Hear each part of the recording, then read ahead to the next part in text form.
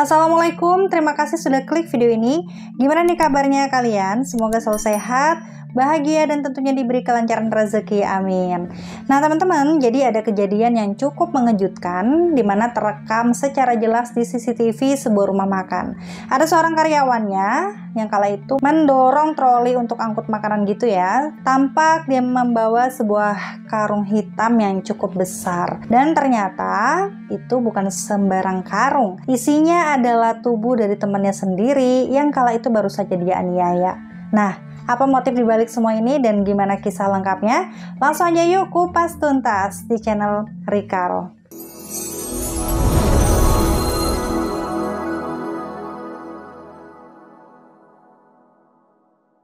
Tapi teman-teman, sebelum kita ngebahas kasusnya, di sini aku mau sekedar menginfokan kepada kalian nih. Jadi ada sebuah produk dari Scarlett yang bisa aku rekomendasiin buat teman-teman yang saat ini mungkin memiliki masalah pada kulit wajah, khususnya nih jerawat ya. Aku kenalin Scarlett Face Wash Acne Series, dan untuk tampilannya serta isinya, dia ini punya kelopak bunga dan juga microbead. Dan pada saat dituangin ke tangan, itu teksturnya lumayan seperti gel gitu ya, jadi agak kerasa kental. Lalu pada saat diaplikasikan ke wajah, itu rasanya lembut serta nyaman banget karena dia tidak mengandung SLS sehingga pada saat disapukan ke wajah itu tidak terlalu berbusa gitu ya. Dan untuk beberapa kandungannya sendiri yaitu mugwort hydrosol, tea tree extract, jeju rosemary, dan juga aloe vera serta pomegranate ekstrak yang tentu saja manfaatnya itu sangat banyak, salah satunya untuk membersihkan serta merawat kulit berjerawat serta menyejukkan kulit yang teriritasi secara ringan. Setelah dibilas, bisa dilanjut ke skincare rutin selanjutnya seperti serum dan juga krim siang ataupun malam.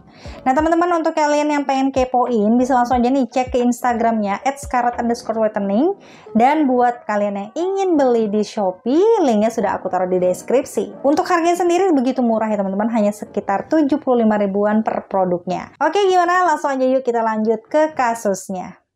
Pria ini bernama M. Rizky Ikmi Arianto, berusia 18 tahun.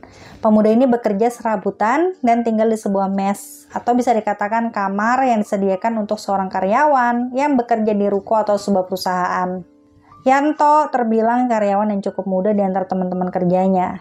Ia dikenal tidak banyak berbicara, kalem, pendiam, dan juga tidak banyak yang mengenali sosoknya. Tetapi dirinya ini terlihat rajin beribadah. Sepulang bekerja, dirinya biasanya pergi bersama temannya, membeli makan bersama, dan juga bermain game bersama. Temannya bernama Apres Bagus Trion Lenggang yang berusia 21 tahun. Seperti adik dan kakak, keduanya terlihat begitu akrab ya. Setiap malam terkadang Bagus ini menginap di kamarnya Yanto. Kedekatan keduanya tidak dipungkiri jika terjadi cekcok kecil dengan candaan yang berlebihan nih teman-teman. Bagus mungkin kala itu merasa dia lebih senior daripada Yanto. Terkadang dirinya ini suka memerintah Yanto.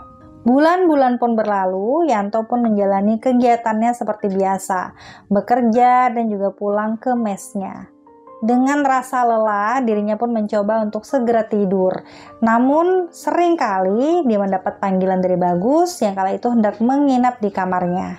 Sebenarnya Yanto tidak terlalu menyukai perlakuan Bagus yang terbilang seringkali mengucapkan kata-kata kasar dan juga suka memerintahnya. Namun karena ia menganggapnya seperti keluarga sendiri dan sebagai kakak laki-lakinya gitu ya, dirinya pun sering mengabaikan begitu saja kekesalannya tersebut.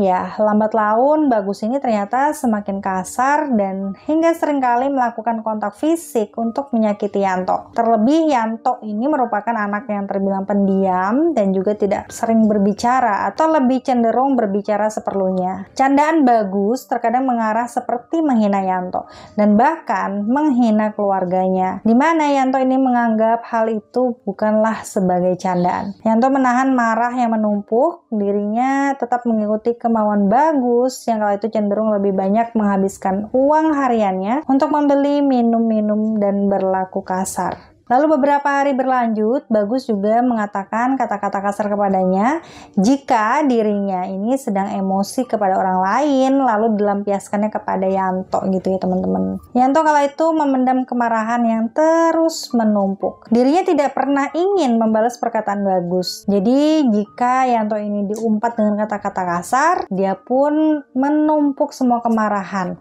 Dan itulah yang membuat emosinya kala itu lepas. Yanto pun berniat untuk menjauhi Bagus dan dia tidak ingin berteman lagi dengannya. Ia tidak pernah membalas pesan dan juga mengangkat telepon dari Bagus. Ia mendiamkan Bagus untuk meredam emosinya sendiri. Namun beberapa hari kemudian Bagus mendatangi Yanto dan mengajak berbicara seperti tidak terjadi apapun. Dan pada akhirnya hal mengerikan ini pun terjadi. Senin 27 Juni 2022, lelahnya Yanto sepulang bekerja, ia memutuskan untuk membersihkan dirinya dan bersiap untuk sholat maghrib. Lalu beberapa saat kemudian terdengar suara Bagus yang kala itu datang mengunjunginya. Bagus mengatakan dia akan menginap kembali di kosnya. Yanto pun langsung pergi untuk sholat maghrib. Sepulang sholat, ia memutuskan untuk istirahat sebentar. Setelah selesai sholat, dengan rasa lelah, Yanto ini segera pulang ke kamarnya. Dia ingin beristirahat sebentar. Akan tetapi setelah dia tiba di dalam kamarnya, ia begitu terkejut melihat Bagus ini dengan leluasa berbaring di atas kasurnya dengan keadaan kamar yang cukup terlihat berantakan. Kala itu Yanto merasa Bagus sudah keterlaluan. Kesabarannya pun habis dan kemarahan dirinya yang telah lama bertumpuk telah tumpah. Yanto pun lantas menendang kasur yang ditiduri oleh Bagus.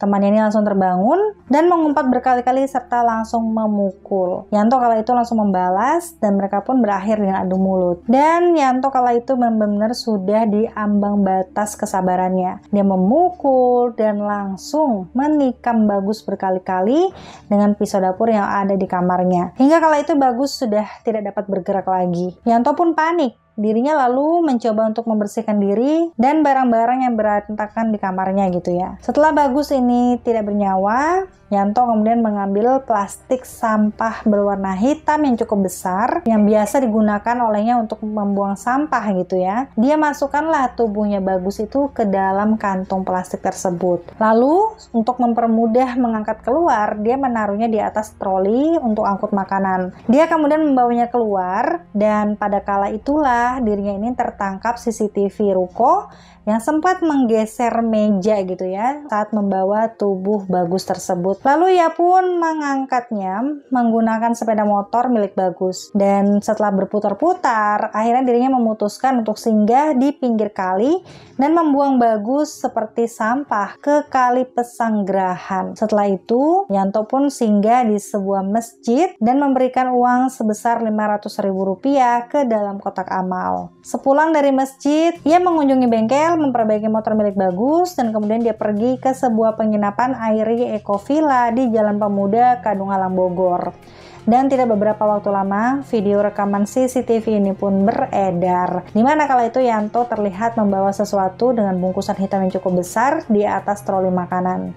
Ya, kala itu pemilik ruko sebenarnya mencurigai Yanto karena Yanto ini semenjak CCTV tersebut pergi tidak ada kabar. Polisi kemudian langsung mengecek dan menemukan bercak darah di atas kasur milik Yanto serta beberapa jejak CCTV lain yang menunjukkan keberadaan Yanto. Lalu warga menemukan sebuah karung yang diikat dengan batu tetapi ternyata tetap mengapung. Setelah diselidiki, itu ternyata adalah sosok tubuh dari Bagus. Dan tanpa menunggu lama, polisi pun segera menemukan Yanto yang kala itu berada di penginapan dan diamankan tanpa perlawanan. Hingga saat ini, kasus ini tidak memiliki motif lain selain dendam dan juga sakit hati lantaran Bagus yang kala itu bertindak semaunya. Nah, kasus ini juga masih dalam penyelidikan serta Yanto dikatakan akan mendapatkan penyelidikan secara psikologis dan juga dikenakan pidana. Oke teman-teman, demikianlah kasus yang sangat mengejutkan ini ya. Bagaimana nih menurut kalian dengan kasus kali ini?